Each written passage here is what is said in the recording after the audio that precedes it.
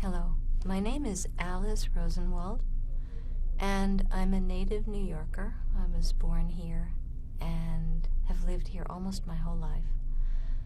And what I consider so strange about 9/11, there's so many things that are strange about it. One of which is that I think America is a very insular continent, and in New York particularly, I think we tend to think in a very insular, localized way, where the rest of the world really fades in terms of the reality it has on our lives. And I think this incident brought home, tragically, what other nations live with, some of them, like Israel, on an ongoing basis. Some in Bosnia or in strife-torn countries have lived with it periodically. And sadly, I think this propelled us to face a reality that for many people is a horrible daily reality. I only hope, and I fear that we cannot, but I hope that we can retain here in New York the experience. Already I feel it slipping away, and I don't know how you selectively remember what's important and how you forget what it's healthy to forget. And I fear for us that we can do this. I hope we can. What's so bizarre about 9/11 is that it really was one of the most beautiful days. The air was crystal clear. It was exquisite. And I remember running that morning, early in the morning, and appreciating what a singularly beautiful day it was. So it's ironic that the day was rent with this violent explosion and destroying of lives and families. I remember being in Midtown and walking uptown with the ocean of people, all moving away from the epicenter. And then going back to the epicenter later on to do first aid and massage. First aid I'd been trained in. Massage I hadn't been directly trained in, but I had a sense that I could do a very competent massage, and found out when I got to the site that I could. And was rewarded by the privilege of being able to be on the site and do this. Actually, the first couple of nights, I was down at Bellevue Hospital, volunteering and answering the phones. And I was on the switchboard at the front desk, and the very first night there were tons of people, all of them waiting for casualties. The casualties never showed up. And the second night, it was empty, and that was so ghastly. I remember receiving hundreds of phone calls from people wanting to know where their loved ones were, and were they by any chance there. And we kept getting reports from other hospitals of their patient the patients that had been admitted, and these reports getting readjusted. And I remember particularly one, Timothy Gilbert, and I think it was his wife calling, and she had heard that he had been seen, he had been sighted on the 8th floor of Bellevue. And she was in agony because she wanted to locate him. And the people with whom I worked, the nurses, the supervisors who were at that station, explained to me that the 8th floor is pediatrics and he wouldn't be there, and I tried to explain that to her. And it was too horrible to try and understand that this woman had been told that someone had seen her husband on the 8th floor, and then for her to try and come to grips with the fact that that may not be the case. I felt so awful for her. I still think about Timothy Gilbert and his wife, I think it was, who called me. And I checked later, and his name is on the list of those who died. At the end of the evening, I mean, I'd been there for hours, and I remember getting my coat from the coat check area, and the guy who had kept it in that area gave it to me and said, "How did you do?" And I said, it was horrible, I only made one match. And he looked at me in the strangest way and said, "One match? That's amazing.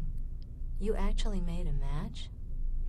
And then I realized how horrific the event had been, that hundreds of people had been vaporized, and thousands of people. It could have been 50,000, that it was only 3,000. Over 3,000 is extraordinary, and a tribute to those people who saved other people's lives. Then I went down to the site, and to make a long story short, I'm not going to go into the details. What I found out are a couple of things. First of all, it's all who you speak to. There is no earthly reason why I should have gained access to this site when there were so many who were eager to do something and couldn't. It had to do simply with the fact that I went up to and managed to speak with a sympathetic police person or a sympathetic Office of Emergency Management person, and that person was sympathetic to what I proposed to do, which is to bring massage down to the site, to the rescue workers there, is a fluke. But there I was, and the reason I was there is because there's a limit to how much crying in front of the television you can do. And it was time to act. I couldn't stand not acting. And one way or the next, I wanted to find a way to do something. And I think one of the feelings that gripped so many people in New York is this horrible sense of helplessness, and that so intensely added to the depression. When I got there, and I'm sure you'll be hearing this from other tapers, the enormity of it, the vastness of it, is what no camera can convey.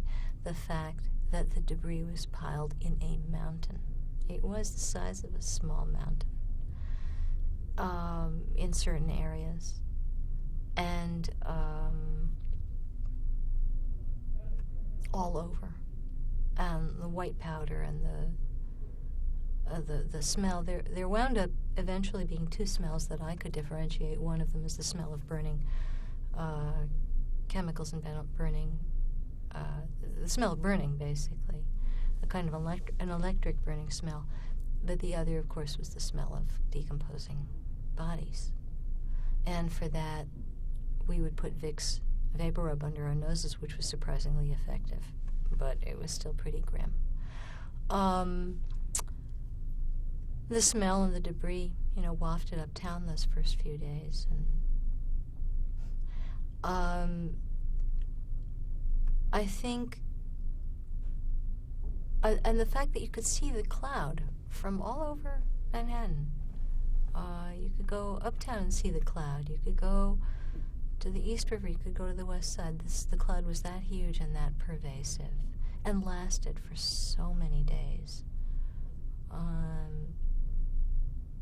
And to go down there and see the devastation in the faces of the police and firefighters and the workers who were down there was heartbreaking.